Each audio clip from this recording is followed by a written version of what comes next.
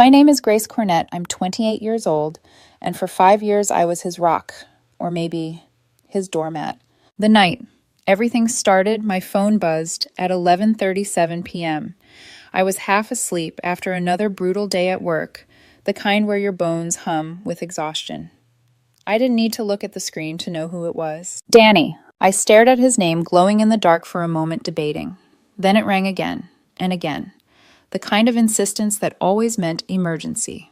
With a sigh, I answered, Danny. The sound that came through wasn't words, it was a broken sob. Issa? He ghosted me. His voice cracked. Chloe. After 3 dates, she just vanished. I sat up, rubbed my temples. Here we go again. Okay, slow down. What happened? He spilled everything in messy, hiccuping bursts. The text she didn't answer, the way her profile suddenly disappeared, the endless self-blame. It was the same story with different names every time. Once it was Julia, then Lila, then the one who sold crystals online, and now Chloe. By the time he finished, I already knew the script. You're not an idiot, I murmured. She's a coward. That line always worked. It made him feel seen, even if it left me invisible. Do you want me to come over? There was a pause. Then in a small, cracked voice, would you? And just like that, the boundary I'd promised myself I'd enforce dissolved again. 20 minutes later, I was sitting on his couch watching him inhale spoonfuls of cookie dough ice cream straight from the tub. His hair was a mess, eyes red, wearing that same hoodie from college that smelled faintly of laundry soap and heartbreak. He was beautiful in that careless, unreachable way, and I hated that my heart still leapt for him, even when he was crying over someone else. She didn't even give me closure, he muttered. You don't need her closure, Danny. You just need... He interrupted me, voice trembling. You. I don't know what I'd do without you, Issa. You're my rock. And then it came, the word that always gutted me in slow motion. Seriously. You're like the sister I never had. I smiled, the practiced one that hides the sting. Yeah, I whispered. That's me. Inside, something cracked. But outside, I nodded, brushed his shoulder, and told him to get some sleep. When I stepped outside, the night air was cool, heavy with silence. My reflection in the dark car window looked foreign, tired eyes, faint smile, a woman who gave too much and received too little. The streetlight flickered above me as I thought, he'll never see me the way I see him. As I drove home, a thought burned in my chest, sharper than the ache. If I'd known that night would be the beginning of the end, I might have let the phone keep ringing. The following Friday should have been one of the happiest days of my life. After years of staying late at the office, fixing other people's mistakes, and sacrificing weekends for deadlines, I finally got promoted senior account manager. It was the kind of position I dreamed of since college, a real milestone. So I organized a small dinner at Luca's Bistro, my favorite spot downtown. Warm lighting, soft jazz, and the smell of garlic butter, everything perfect for a night that was supposed to be mine. Danny arrived late as always. He breezed in with that careless smile that made people forgive him for everything. Sorry. Traffic was a nightmare, he said, dropping into the chair beside me. I smiled anyway. You made it, that's what matters. Across the table, our friends Matt and Jen clinked their glasses, congratulating me. To Grace, the boss lady. We laughed, and for a brief second I felt seen. Then Danny's phone buzzed. He looked down, grinned wide. Oh my God, you guys, look at this one. He turned his screen toward us. A photo of a girl in a sundress, hair spilling over her shoulders. Eyes wide and flirtatious. Her name's Chloe, he said, his voice bright. We matched this morning. She's into yoga and art films. Jen smiled politely. Matt muttered, nice. I froze mid-sip. The warmth from my wine curdled in my stomach. You met her today? I asked lightly. Yeah, Danny said, scrolling. We've been talking nonstop. She's different, Issa. Not like... You know the others. He laughed softly, eyes glued to the screen. The others. A familiar chorus in his endless playlist of heartbreaks. I stared at the candle between us, the tiny flame flickering against my wine glass. My chest felt tight, not from jealousy, but from the sick realization that I'd just vanished again. I was there but not seen, present but not important. My promotion, my success, my moment had just become another backdrop to his romantic chaos. Matt cleared his throat. So Grace, tell us what's next for you at work? Oh, I forced a smile. Bigger clients, more pressure. You know how it is. But no one was listening. Danny was already typing something on his phone, smiling like a teenager in love. Jen caught my eyes briefly, a flicker of sympathy before she looked away. That's when it hit me. I wasn't just invisible to Danny. I'd become invisible to everyone who existed within his orbit. Later that night, I stood outside the restaurant as everyone left. The laughter of couples floated through the air, sharp and effortless. Danny hugged me briefly, distracted, his breath warm near my ear. "Text me when you get home, sis," he said. There it was again. Sis. The dull, familiar knife, twisting deeper. I watched him walk away under the streetlights, phone already in hand, thumb dancing across the screen, probably texting Chloe. Inside my chest, something shifted, quiet but final. Maybe it was exhaustion, or maybe it was clarity. Either way, I whispered to myself, no more late-night calls, no more saving someone who wouldn't cross the street to save me. The camera of my mind panned out the glowing restaurant lights behind me, my reflection in the window.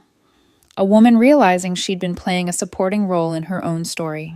And for the first time in years, I felt an unfamiliar, dangerous word forming inside me. Enough. A week later, I told myself I was done. No more waiting by the phone. No more pretending the word sister didn't make me flinch. But when Danny texted coffee, I need to talk, I still said yes. Except this time I had my own reason for going. The cafe was nearly empty when I arrived. Late afternoon sunlight filtered through the windows, scattering gold across the scratched wooden tables. The smell of espresso and cinnamon clung to the air. The scent of too many conversations I'd had with him over the years. Danny waved when he saw me, that familiar grin easing across his face. "Isa, over here." I sat down, trying to still the pounding in my chest. So he said, stirring his drink absent-mindedly, "Guess what, Chloe and I are official now." He said it with the bright, naive pride of someone announcing they'd won a prize. I smiled politely. "That's great, Danny." But something in me snapped, maybe the polite smile, maybe the years of pretending I was fine. The words left my mouth before I could stop them.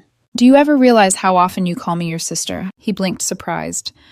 Yeah, I guess, because you're like family to me. You've always been there." "That's the problem," I said quietly. "I'm always there. Every heartbreak, every crisis, every time you need someone to pick up the pieces. And I do it because..." My throat tightened. "Because I care about you, more than I should." He froze. His spoon clattered softly against the cup. "Isa?" "I'm in love with you, Danny." There it was. The truth.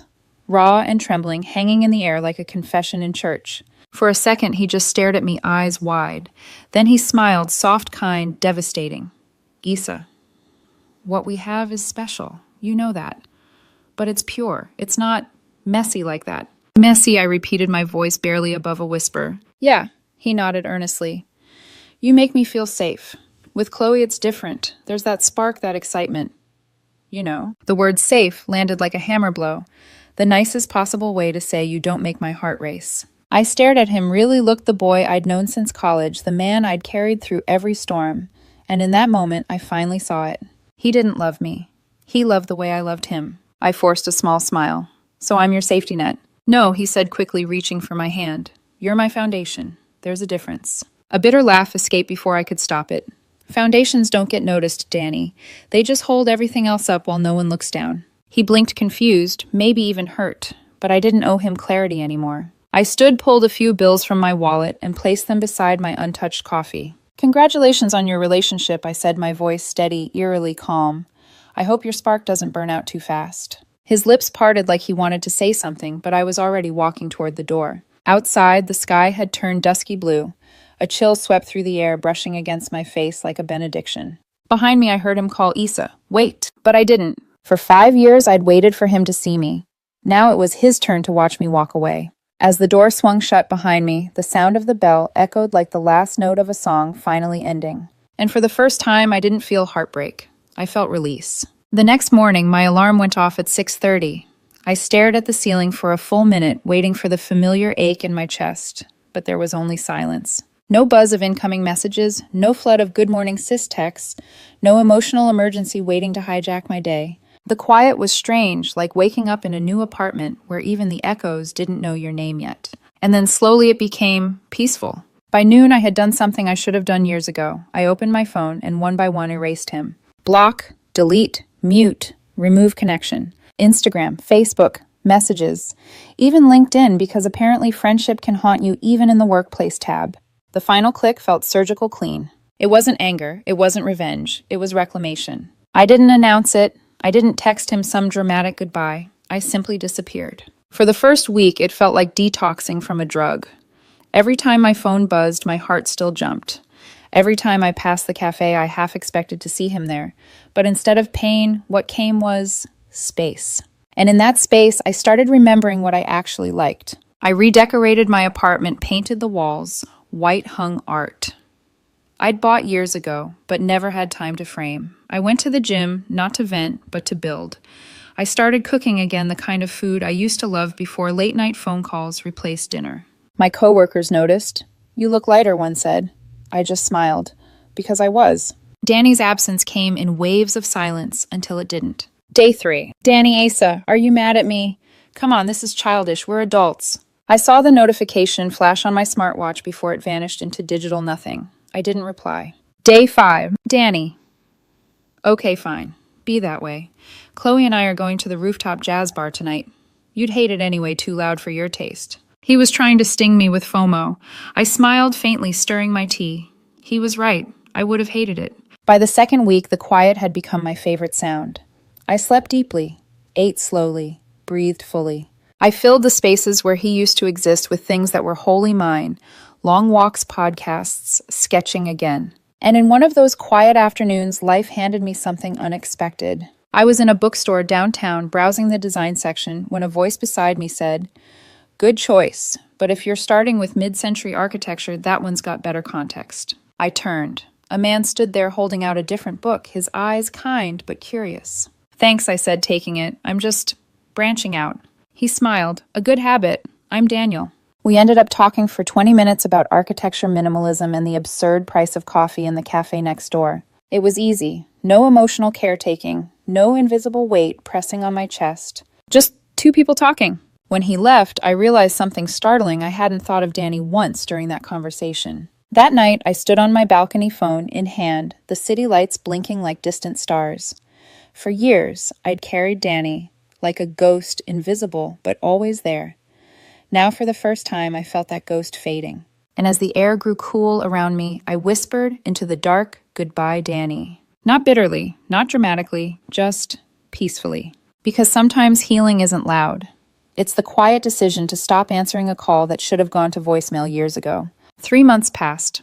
The kind of months that don't rush, they unfold gently like soft music after a storm. Daniel and I had settled into a rhythm that felt simple. Not the frantic chase of proving my worth, not the endless cycle of saving someone from themselves. Just quiet mornings, shared coffee-long conversations about art and laughter that didn't come at my expense. Sometimes he'd cook, sometimes I would. He'd tease me about burning toast, and I'd mock his obsession with labeling spice jars alphabetically. It wasn't fireworks, it was warmth.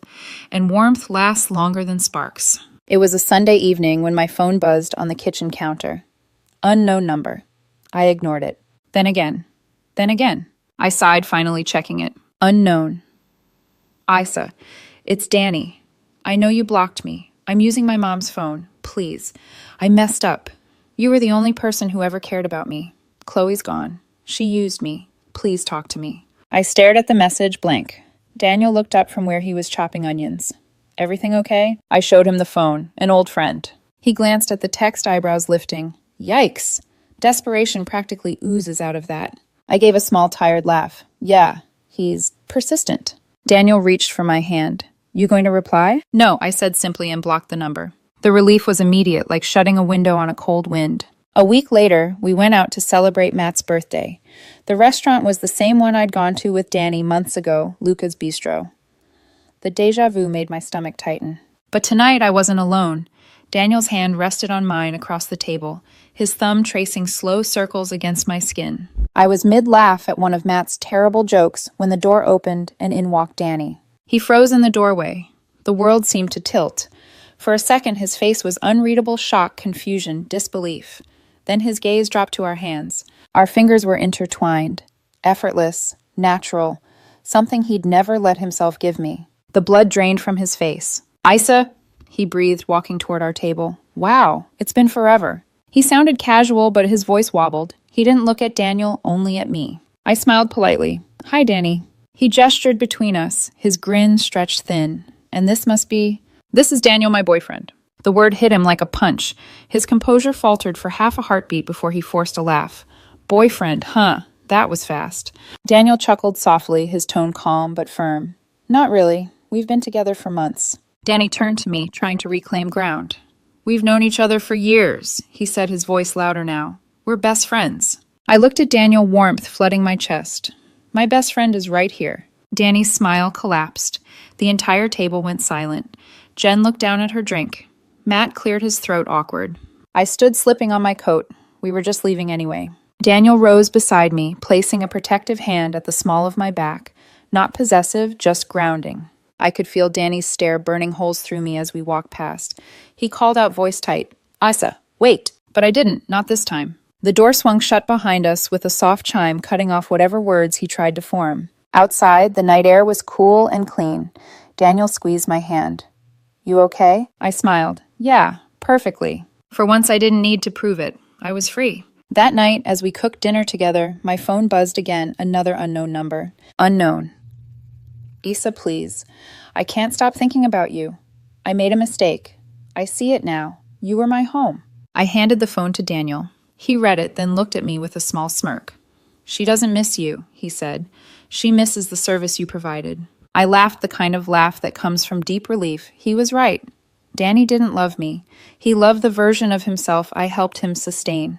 So I blocked the number again and went back to chopping vegetables. For the first time in my life, a man's breakdown wasn't my responsibility. And that felt divine. 2 months later, Danny's messages became unpredictable, a roulette of moods. One morning, a nostalgic text, unknown. Remember when we got lost driving back from the coast and sang terrible 80s songs? You said I couldn't carry a tune, and I said you sounded like a dying cat. I miss that. I miss us. That evening, another, unknown. I'm sorry, Isa. I didn't know what I had. Please, let's just meet for coffee. Just to talk. Then a day later, unknown. You can't just replace me after everything. 5 years, Grace. You don't throw that away for some random guy. I need you. Each message came from a new number, a new attempt to claw back into the life I'd closed off. And each time I hit block with the same calm finality as before. Daniel and I joked about it sometimes. He'd glance at my phone and say, Guess your brother is having another crisis.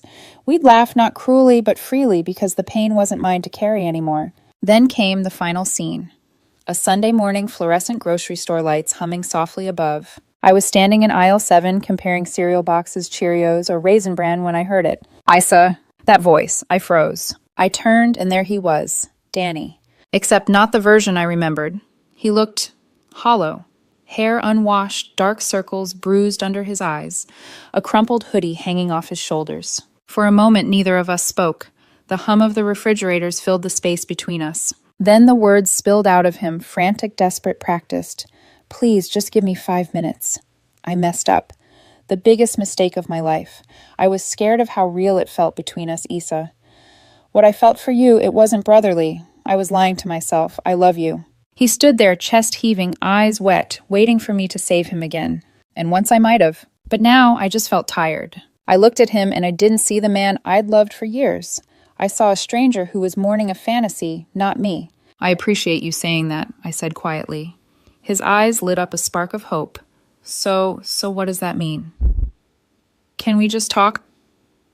Please grab coffee like old times. I shook my head slowly. I'm really happy with Daniel. And I'm glad we can finally be what you always said we were. He frowned, confused. What's that supposed to mean? I smiled soft but final. Friends. Or better yet. I paused, eyes steady. Brother and sister. The word hung between us, the same word that once chained me to him. Only now it was his turn to feel the weight of it. He blinked, face collapsing disbelief first, then heartbreak, then something like regret. Isa, please. His voice broke. But I'd already turned away. Take care of yourself, Danny. My cart rolled forward. The wheels squeaked against the linoleum as I turned down the next aisle, the coffee aisle. My phone buzzed, a message from Daniel. Don't forget the coffee, and I love you. I smiled a full, effortless smile that reached my eyes. Already on it, love you too. I dropped a bag of coffee beans into the cart, pushed it toward the checkout, and stepped into the bright morning light. Behind me, somewhere in aisle 7, Danny was still standing silent, shattered, lost in the echo of a word he once used to keep me small. But that word didn't belong to me anymore. It belonged to him. Because for the first time in years, I was